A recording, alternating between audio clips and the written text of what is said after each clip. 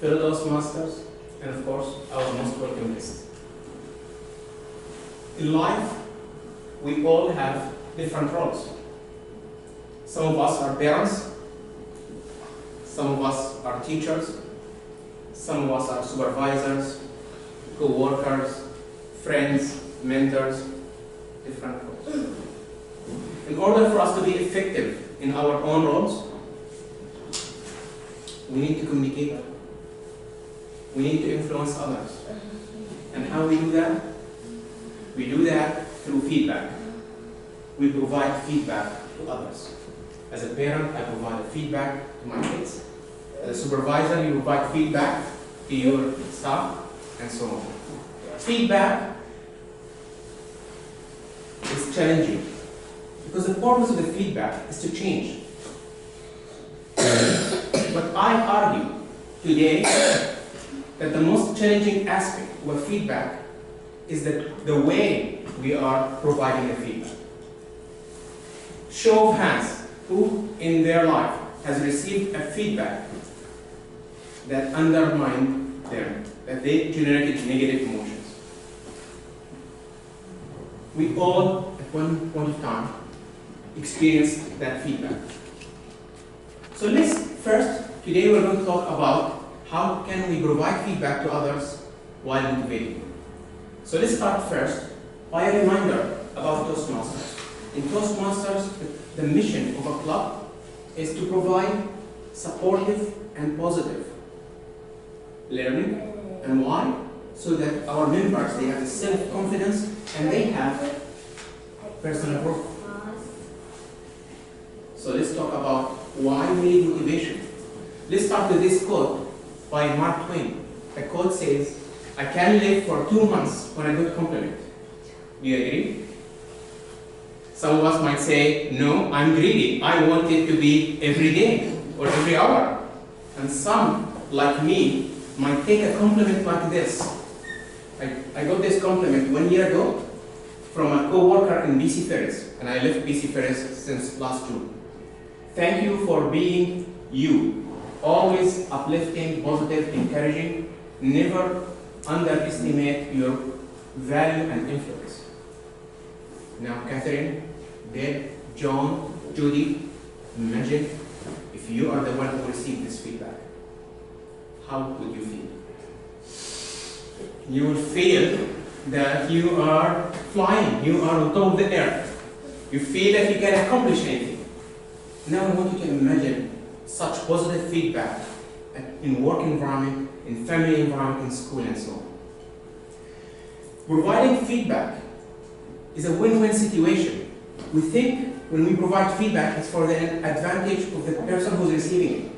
It's first for our advantage, because it helps us improve our listening skills, our critical thinking, our motivation of others, as well as our public speaking skills.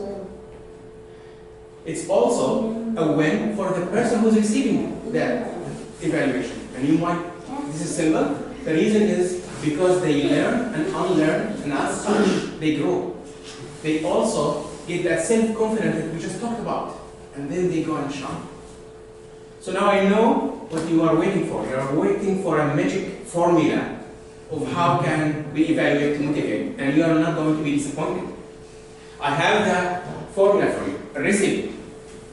The recipe, it says 1 spoon of learning the ropes, 1 large spoon of observing the positive, 1 small spoon of taking the negative and formatting it in a positive way, and 3 spoons of practice, practice, practice.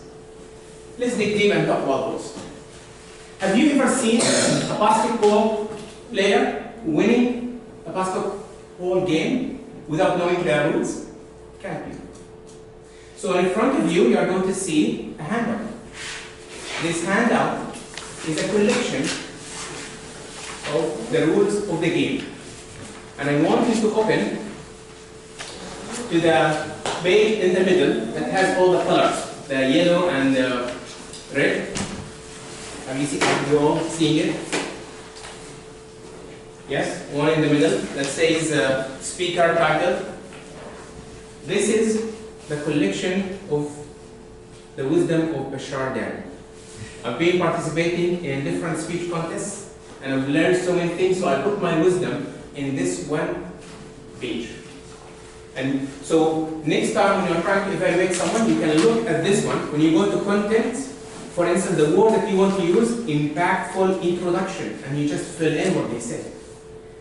The word that you want to say, call to action, conclusion, and then you go and say what they said, and so on. So this is the rules of the game. The next one is we need to rewire our minds to start observing the positive. If you remember, have you ever seen a breaking news? And that breaking news says, good job, someone has accomplished something great in their lives. We all the time see breaking news, someone has died, someone has been killed, a fire, a disaster, all the negative news. So no wonder our minds are wired to observe the negative. I want you to start rewiring them and observe the positive. And Jeff might say, Bashar, what is the trick of how we can observe the positive? Let me share with you my own trick. When I am, in case of Catherine, when I notice myself smiling, I know that Catherine has done something I like. And so I write it down right away. You just need to go and find your way. When you are observing someone, and you just need to find what is that way in your body, in your mind, that triggers that positive emotion. Now, I want to share with you a science. When I say a science, so that you don't debate with me, it's a fact. There is research papers. In order for someone to feel uplifted, the ratio of positive emotions to negative emotions must be at least 3 to 1. Which means what? Which means when you're looking at a speech, evaluating a speaker, you bring 3 strengths for 1 suggestion of improvement. Remember this golden rule. What's next? Let's talk about the third item. We all can find something negative, but before you start sharing it with others, I want you to observe 5 things. The first thing is for you to know that what works for you does not work with others. Which means what you think is right and wrong, others might have it in the opposite way. And one of the things I've learned in Quorum, I used in advocates to ask all the time questions and people raise their hands, thinking that it's the best thing ever that I can do. Here I learned that it's a mixed bag. Not everyone likes raising their hands. So just for you to be aware that not everyone is the same. The next one, all the time, you might say, Bashar, you've been standing here. This is the problem. Just focus on the solution. People, they want the solution. Then you say, Bashar, you need to use the space rather than you focusing on the problem. The third one, when you are providing a suggestion for improvement, don't come here and say, the wrong that I saw in what you are doing, you know what they hear? The only word that sticks in their ears is the wrong word. Just say, in order for you to move from great to greatness, what they hear? They hear great, they hear greatness. They are inspired. Also, there will be a long list of things to change. Just focus on 1 or 2. People, they can't change everything at once. Just focus on 1 or 2. And the last thing, treat others like other people how you like to be treated. Practice, practice, practice. Practice within club. Practice outside the club in contests. Observe others when they are evaluating. Today we are going to have 2 fabulous evaluators. Observe them and see what is unique about what they are doing.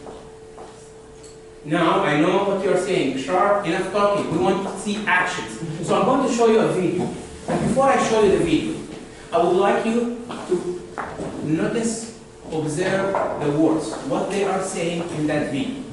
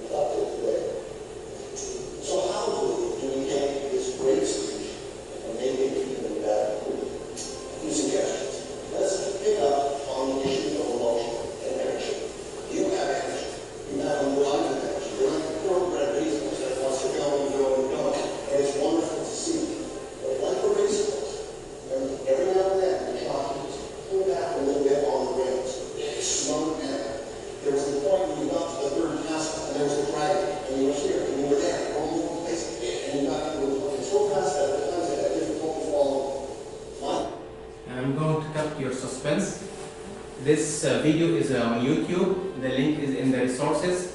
What I want you to observe is that he started by at least three positive themes. When he tried to move to the traditions of improvement, his statement was how to take this great speech and make it even better. And what your ear has heard, great and better. So, through my years of experience with speech evaluation, I learned a couple of things. At a club level, when there is a guest or a new speaker, new Toastmaster, assign your best veteran Toastmaster to evaluate them. Because this is what we call the rich experience. You want them to have that positive, rich experience right away. And also, try to record their speeches, because this is the way how they can watch it after the fact, and they can learn from what they are watching. In terms of contest, as we said, learn the rules. And one of the rules is time. Watch out for time. I think I've been disqualified at least once because I did not watch for time. So if we want to recap what we've learned, the recipe for success: first, a spoon of learning the ropes, the rules of the game. A large spoon of focusing on the positive, the strengths. A small spoon of focusing on the negative, but mention it in a positive, inspiring way. And the 3 spoons of practice, practice, practice. What I want to leave you with today is this quote: if your actions inspire others to dream more, learn more, do more, and become more, then you are a leader. Mr. Toastmaster. Thank you.